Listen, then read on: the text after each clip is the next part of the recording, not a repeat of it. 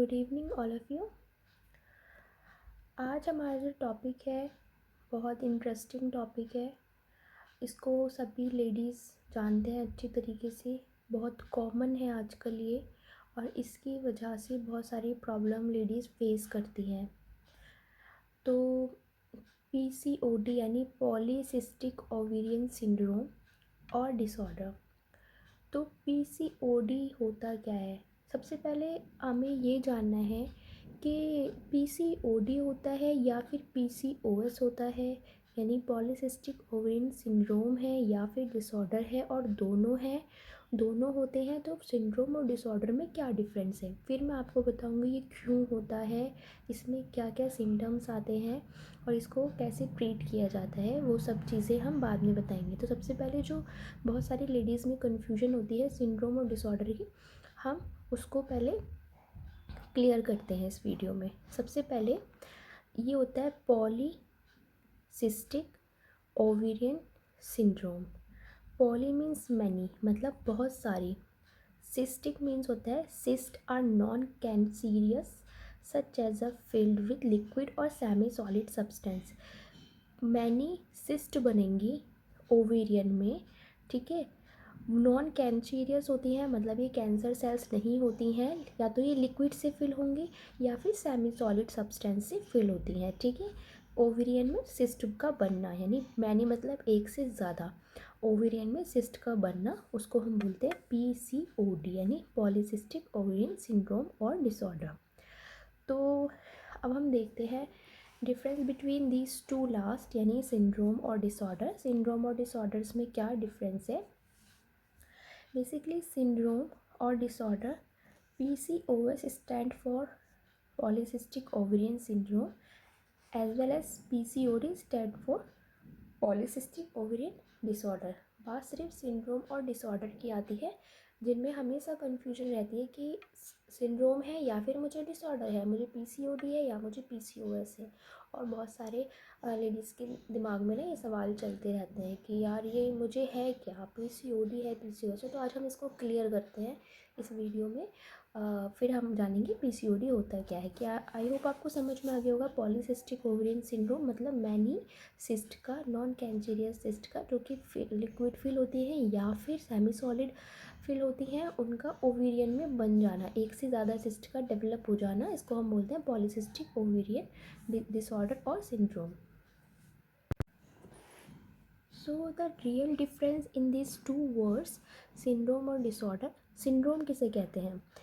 Is the presence of a few sign and symptoms of a disease. देखिए, अगर हमारी disease के कुछ साइन और सिम्टम्स शो हो रहे हैं तो वो हमारा सिंड्रोम कहलाएगा। मतलब कम्प्लीटली बॉडी डिस्टर्ब नहीं हो रही है, कम्प्लीटली जो भी साइन एंड सिम्टम्स होते हैं PCOD और PCOS के, वो शो नहीं हो रहे हैं, कुछ साइन एंड सिम्टम्स शो हो रहे हैं, तो हम कह सकते हैं उसको सिंड्रोम में। For example, a women suffering from PCOS यानी syndrome may have a sign of the some sign of the disease present, मतलब कुछ साइन इसके प्रेजेंट होंगे डिजीज़ के सिंड्रोम के अंदर।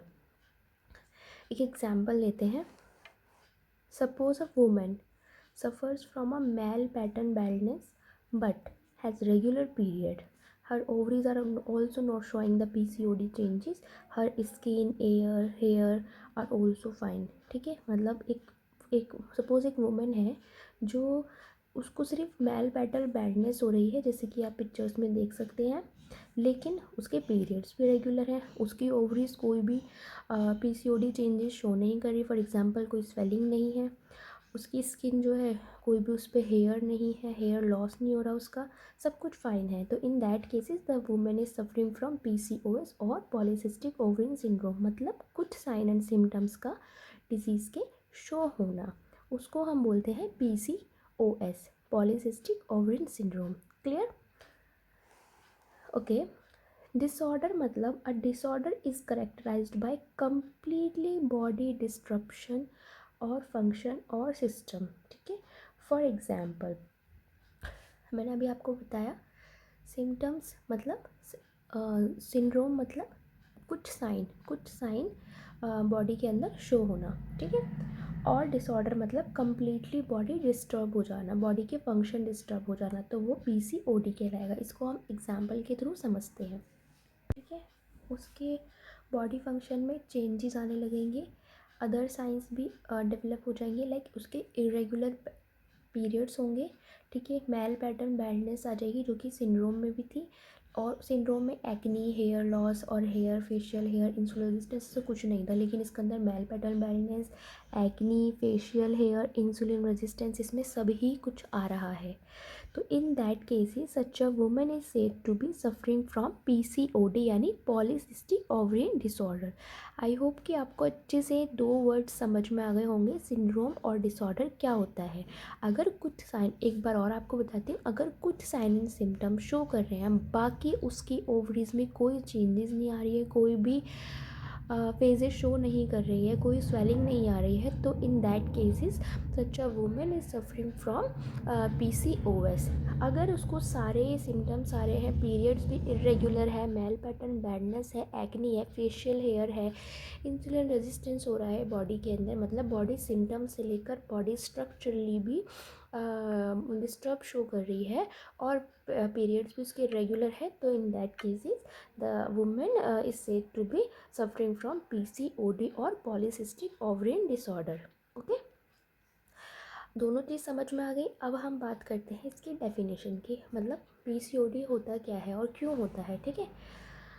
डेफिनेशन इसकी, a hormonal disorder causing enlarge ovary with a small cyst on the outer edge. मैंने आपको बताया कि इसके अंदर ओवरीज के आउटर एज में स्मॉल सिस्ट का डेवलप हो जाना due to hormonal disorder is called PCOD और PCOS. Okay, the cause of polycystic ovary syndrome is not well understood, okay, but में involve a combination of genetic and environmental factor. कुछ genetic और environmental factors होते हैं जो हमारे cyst के आसपास उसके एज पर सॉरी ओवरीज के आसपास उसकी एज पर सिस्ट डेवलप कर देते हैं, जो कि मैंने आपको बताया लिक्विड फिल और सेमी सॉलिड हो सकती हैं, ये एक से ज़्यादा होंगी, तो ये हमारे पीसीओडी कहलाएगा।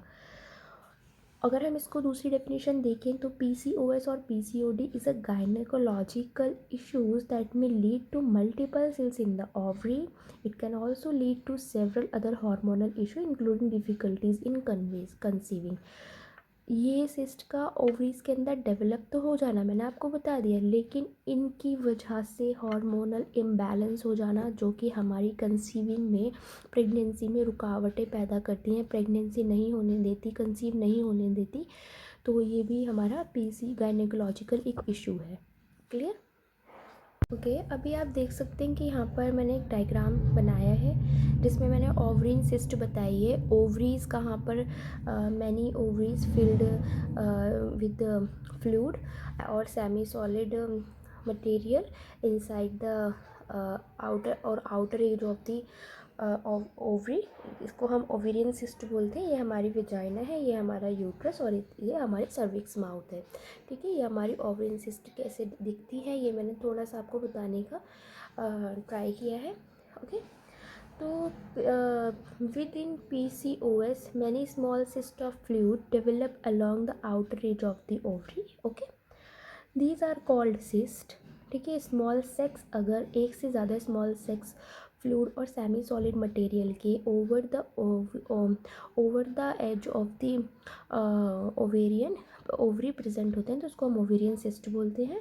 These are called cyst and small fluid with the cyst contain immature, इसमें इमेच्योर एग होते हैं, जिसको हम फॉलिकल कहते हैं। यही फॉलिकल्स जो होते हैं एग्स को रिलीज़ करने में फेल कर देते हैं, ठीक है। तो एग्स नहीं बन पाएंगे, मीट नहीं हो पाएगा, जिसकी वजह से कंसीविंग में प्रॉब्लम आती है। मेन रीज़न इसका यही है।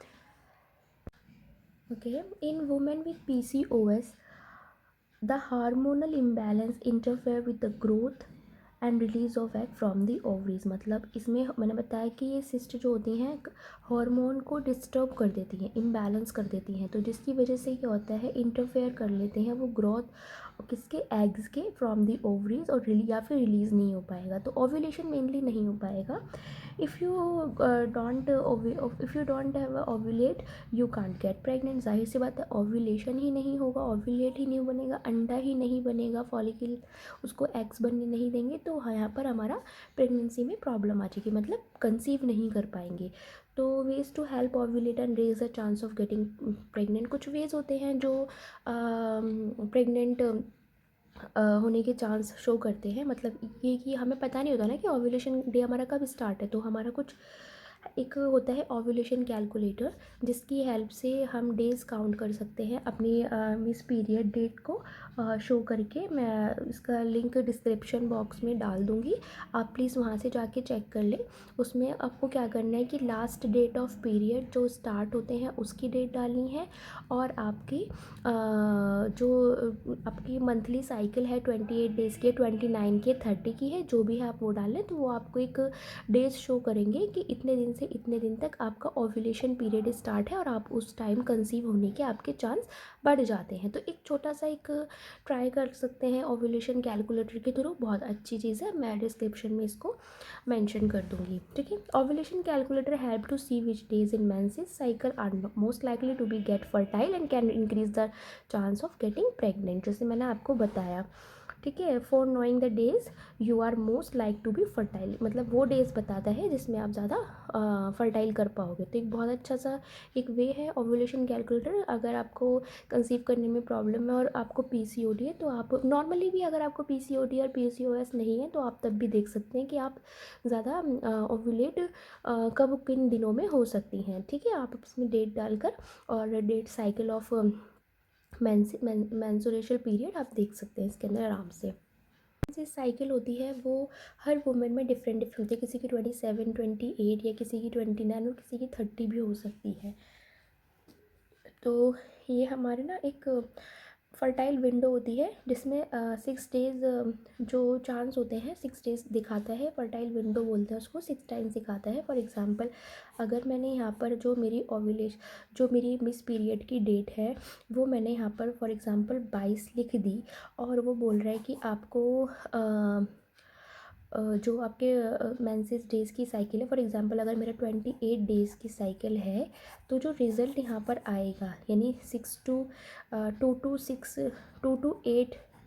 2 to 8 डेट आ सकती है। तो वो जो डेट होगी 2 to 8 डेट की, वो हमारा ओव्यूलेशन या फर्टाइल विंडो कहलाएगी। तो फर्टाइल विंडो कहने का मतलब यही है कि इस टाइम आप ओव्यूलेट हो सकती हो, ओव्यूलेशन आपका हो सकता है। So this calculator helps to see which days you are most likely to be fertile. Fertile window are different from every woman and can be different from month to month in the same woman, ठीक है। ये तो हमें पता है, मैंने आपको बताया कि डिफरेंट हो सकती है। अच्छा,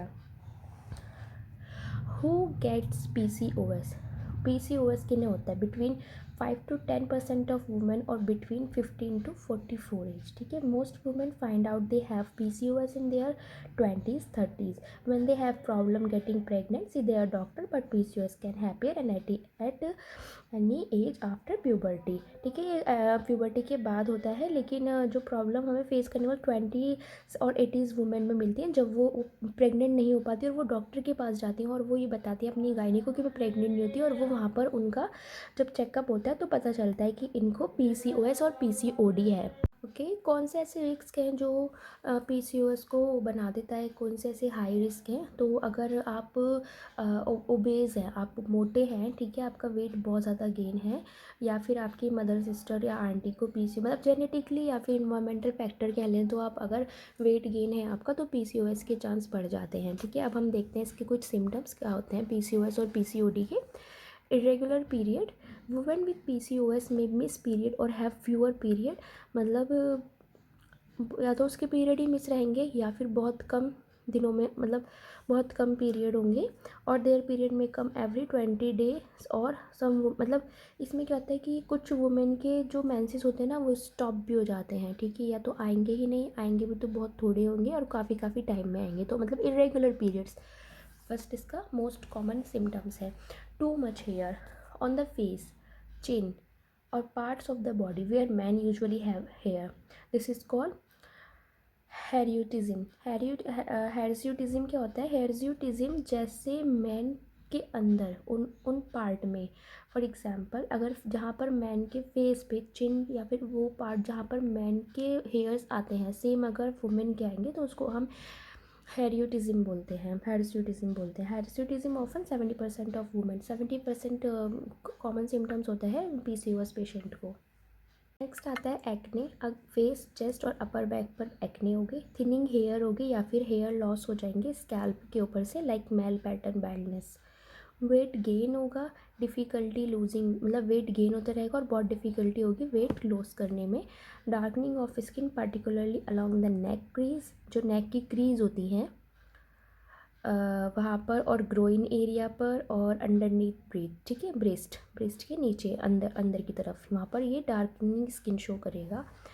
skin tags which are small exist flaps on the skin on the armpits और नेक एरिया, फ्लैप्स बन जाएंगे। Other are infertility, hyperthyroidism, metabolic syndrome, insulin resist करेंगे, एंजाइटी होगी, ऑयली स्किन होगी ड्यू टू द एक्ने। तो ये common symptoms हैं जो पीसीओएस पेशेंट में शो होते हैं। इसकी क्या क्या इटियोलॉजी कॉजेज हैं? The exact cause of PCOS not non, most expert think that several factor including genetics या फिर ओबेसिटी की वजह से।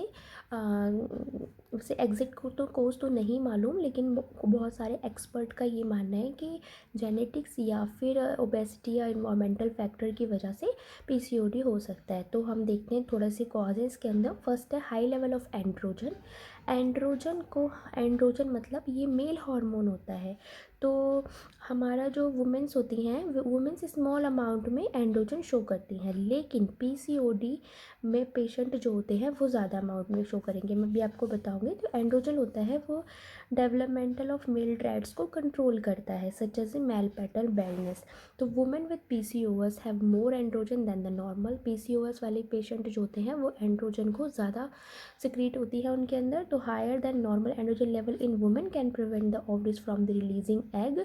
तो यही कारण है, मैंने आपको शुरू में बता दिया था कि इम्बैलेंस हो जाता है हार्मोन का। तो इम्बैलेंस का मतलब ये है कि इनमें एस्ट्रोजन कम बनेगा और एंड्रोजन ज़्यादा बनेगा, जिसकी वजह से जो फॉलिकल्स होंगे वो एग्स को ओव्यूलेट नहीं होने देंगे, एग मतलब एग नहीं बनने देंगे, रिलीज नहीं करने देंगे ओव्यूलेशन में मेंसेस साइकिल्स के through, and cause extra hair growth and acne. ये हमारी जो कंट्रोल करता है डेवलपमेंट ऑफ मेल ट्रेड्स को, यहाँ पर ये स्टार्ट हो जाएगा। तो हाई लेवल ऑफ एंड्रोजन जिन वुमेन के अंदर है, पीसीओएस वाले पेशेंट जो होते हैं वो ये चीज़ें शो करेंगे। नेक्स्ट आता है high level of insulin. Insulin एक हार्मोन है, मैंने आपको शुरू में बताया कि हार्मोन का इम्बैलेंस हो जाना जो कंसीव में प्रॉब्लम करता है, पीसीओडी का मुख्य लक्षण होता है। तो high level of insulin, insulin is an hormone, ये भी हार्मोन है, जैसे कि मैंने एंड्रोजन के बारे में बताया, दोनों का इम्बैलेंस हो रहा है। अब आप देखिए, insulin is an hormone that control how the food you eat is charge into energy, या हमें पता है। तो इंसुलिन क्या होता है, रेजिस्ट कर जाएगा जब बॉडी सेल्स रिस्पॉन्ड नहीं करेंगी इंसुलिन को, और इसकी वजह से क्या होगा, इंसुलिन ब्लड लेवल जो होगा वो हायर हो जाएगा देन द नॉर्मल। तो many women with PCOS have insulin resistance, specially in those who have overweight, obesity, having unhealthy habits, eating unhealthy habits और लैक ऑफ फिजिकल एक्टिविटी। ठीक है, तो इस वजह से भी हमारा इंसुलिन का इम्बैलेंस हो जाता है ओबेसिटी की वजह से। And family history of type 2 diabetes, ठीक है। In PCOS link to the other health problems, PCOD patient को अदर हेल्थ प्रॉब्लम्स भी हो सकती हैं इन सिम्टम्स के अलावा भी, जैसे diabetes, hypertension, high blood pressure, unhealthy cholesterol due to obesity, sleep apnea, anxiety और डिप्रेशन, एंडोमेटेरियल कैंसर, मतलब ओव्यूलेशन में प्रॉब्लम होने की वजह से, ओबेसिटी की वजह से, इंसुलिन रेजिस्टेंस की वजह से, टाइप 2 डायबिटीज़ होने की वजह से ये हमारा रिस्क होता है developing the endometrial cancer most commonly. ठीक है, अब बात करते हैं इसकी डायग्नोसिस की। How is the PCOS diagnose, किस तरीके से डायग्नोस करते हैं? तो इसके लिए कोई सिंगल टेस्ट नहीं होता कि एक टेस्ट किया और हमें पता लगे कि पीसीओएस है।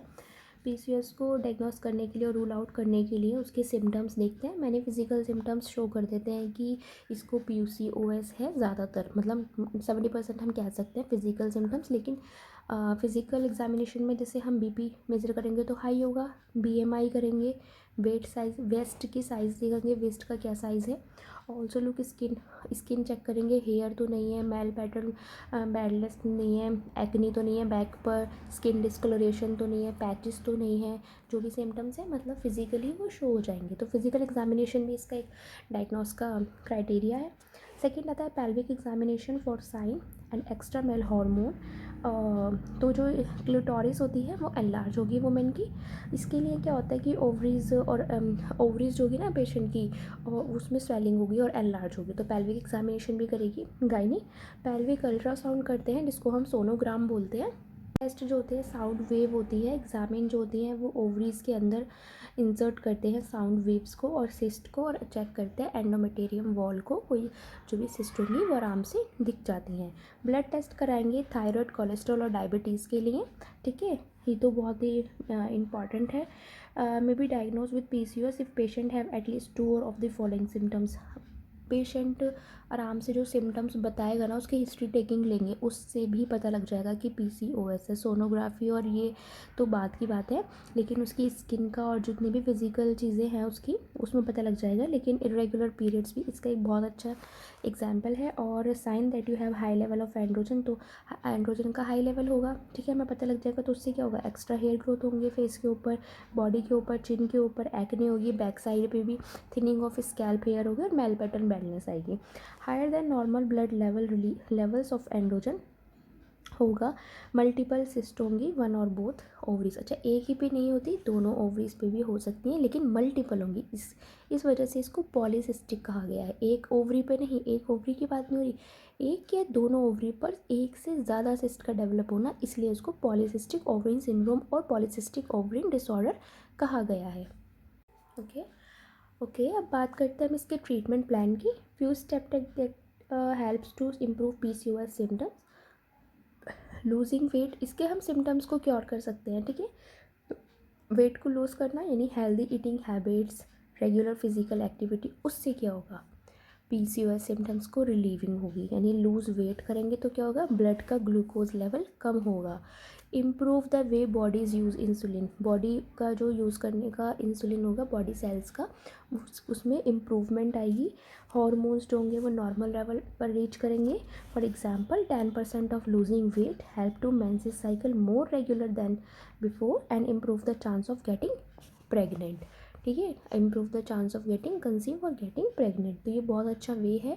अब इस स्ट्रेटजीज़ को देखें कि लूजिंग वेट करना है, और 10% लूजिंग वेट करने से आपकी मेंसेस साइकिल भी रेगुलर हो सकती है और प्रेगनेंसी के चांस भी बढ़ सकते हैं। तो बहुत ही अच्छा वे है, अगर आप इस स्ट्रेटजीज़ को फॉलो करते हैं तो आपका बहुत ज़्यादा हेल्प मिलेगी to treat the PCOS symptoms.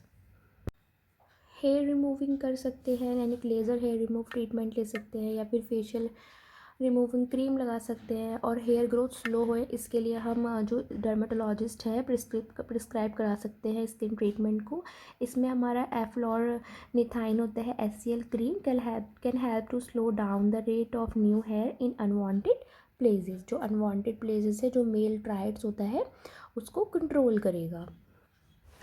Types of medication that treat the PCOS, first आता है hormonal birth control including the pill, patches, short vaginal ring, IUD यानी हार्मोन इंट्रायूट्राइन डिवाइस। अगर जो वुमेन प्रेग्नेंट होना ही नहीं चाहती, ठीक है, तो वो हार्मोन बर्थ कंट्रोल ले सकते हैं, हार्मोनल बर्थ कंट्रोल ले सकते हैं। जो कंसीव ही नहीं करना चाहती, ताकि उनके जो एंड्रोजन लेवल है वो नॉर्मल हो जाए, और जो उनके जो फेस पर जो जितने भी फिजिकल एग्जामिनेशन के थ्रू जो सिम्टम्स थे वो ना दिखें। For example hormonal birth control क्या करेगा, मेंसेस साइकिल को रेगुलर कर देगा, और हमारे एंडोमेटेरियल वॉल का जो कैंसर होता है उसके रिस्क को भी रिड्यूस कर देगा। And help to improve acne, reduce the extra hair on the face of the body. Second आती है anti androgen medicines. These medicines block effect of androgen and can help reduce scalp hair loss, facial and body hair growth and acne. These medicines can also cause problem during pregnancy. ये हमारी medicines मतलब वही है कि जो ladies pregnant नहीं होना चाहती उनके लिए बहुत अच्छा वे होता है कि इन मेडिसिन के थ्रू अपनी बिना प्रेगनेंसी तो उन्हें चाहिए ही नहीं, तो जो उनके जो साइलेंट सिम्टम्स है उसको वो कम कर सके और उनकी अपनी पीरियड साइकिल को भी नॉर्मल कर सके। मेटफॉर्मिन आती है, metformin use to type 2 diabetes को ट्रीट करते हैं। इसमें सबको पता है ये हमारा क्या करता है कि जो PCOS का सिम्टम्स होते हैं और उनको इम्प्रूव करते हैं, लेकिन ये अप्रूव नहीं है FDA से ये अप्रूव नहीं है। तो क्यों? मेटफॉर्मिन जो होती है वो इंसुलिन एबिलिटी को लोअर ब्लड शुगर करती है और low level of burn both insulin and androgen level, क्योंकि हायर होता है ना हमारा इंसुलिन लेवल PCOS पेशेंट में और हायर ही होता है एंड्रोजन लेवल PCOS पेशेंट में, तो दोनों के लेवल को लो कर देती है मेटफॉर्मिन। लेकिन आप कभी भी ये जो मेडिसिन मैं आपको बता रही हूँ बिना डॉक्टर के प्रिस्क्रिप्शन से बिल्कुल ना लें। After few month of use metformin may help to restart ovulation, ovulation start हो जाता है। Recent research shows that the metformin may have other positive effect including lowering of BMI, improve the cholesterol level. Patient have several options to help chance of getting pregnant if you have PCOS, losing weight, medicines after ruling out other causes of infertility in male and female partners. Doctor might prescribe medicine to help ovulate such as clomiphene यानी Clomid. Third, इन vitro fertilisation यानी IVF में क्या होता है, एक option होता है अगर मेडिसिन वर्क नहीं करती तो IVF में क्या होगा, फीमेल के एग को फर्टिलाइज कराया जाएगा मेल पैटर्न स्पर्म्स के साथ लैब के अंदर, ठीक है। तो वहाँ पर फिर उसके बाद उसको यूट्रस में इंसर्ट कर दिया जाएगा, ठीक है, फर्टिलाइज कराने के बाद। और वहाँ पर जो हमारे यूट्रस के अंदर जो प्रक्रिया होती है प्रेगनेंसी की वो स्टार्ट हो जाती है और डेवलप हो जाती है ovulation. IVF has a increase pregnancy rate, better control over risk of having twins और ट्रैपलेट्स, मतलब जो ट्वाइस और ट्रैपलेट्स का जो रिस्क होता है वो उसका भी पता रहता है कि हमने इम्प्लांट करा है यूट्रस के अंदर, तो उसका भी रिस्क रहता है कि सिंगल ही बेबी होगा। By allowing the doctor to transfer the single fertilize egg into the uterus के अंदर करते हैं, क्योंकि यूट्रस यहाँ पर है ना, और जो हमारी सिस्ट है वो यहाँ बन रही है, तो यहाँ पर ओव्यूलेशन नहीं होने पाता और यहाँ पर हम इम्प्लांट करते हैं। तो ईज़िली अगर PCOS भी है तो वो प्रेगनेंसी पर कोई इफेक्ट नहीं डालेगा अगर हम IVF यूज़ करेंगे और यहाँ पर हम बेबी का डेवलपमेंट स्टार्ट करा देंगे, ठीक है। सर्जरी इसका लास्ट ऑप्शन है, is an option usually their option do not, मतलब कोई भी अगर वर्क नहीं कर रहा है तो लास्ट ऑप्शन हमारा सर्जरी है। इसमें क्या होता है कि इस प्रोसीजर में क्या होता है, ओवरिन को ड्रिलिंग करते हैं इस सर्जरी में और फ्यू होल मतलब ओवरीज के अंदर ड्रिल करते हैं और फ्यू होल बना देते हैं, ठीक है, surface of the ovary by using the laser beam और fine needle heated electricity. Surgery usually release restore ovulation but only for, यहाँ पर जो सर्जरी से जो ओव्यूलेशन स्टार्ट हो जाता है 6 to 8 मंथ में ओव्यूलेशन स्टार्ट हो जाता है। इसमें हमारी जो आउटर शेल यानी कॉर्टेक्स होती है ओवरीज की वो थिक हो जाती है वुमेन के अंदर, जो कि प्रिवेंट करती है ओव्यूलेशन के लिए। तो उस वॉल को लेज़र बीम और हीटेड जो नीडल होती है इलेक्ट्रिसिटी से हीटेड नीडल जो होती है उसको इंसर्ट करते हैं ओवरी के अंदर to perform the surgery and usually restore ovulation but only for 6 to 8 month. Clear? आता है, डाइट ले सकते हैं, सप्लीमेंट ले सकते हैं, प्रोबायोटिक्स ले सकते हैं, स्ट्रेस मैनेजमेंट कर सकते हैं, योगा कर सकते हैं, ये भी हमारा बहुत अच्छा वेज होता है PCOD और PCOS की सिम्टम्स को रिड्यूस करने का और इम्प्रूवमेंट लाने का। आई होप कि आपको वीडियो पसंद आई। आपको जितने भी लेडीज़ के अंदर बहुत सारे क्वेश्चंस होते हैं कि ये PCOS है, PCOD है, क्या है, क्यों होता है, तो आपने इसको अच्छे से समझा। अगर आपको फिर भी वीडियो में कुछ चीज़ें ना समझ पाए हो या फिर आपको अलग से सेपरेट कोई वीडियो चाहिए डिटेल्ड में, तो आप प्लीज़ मुझे कमेंट सेक्शन में कमेंट करके बताएं। Thank you so much for watching.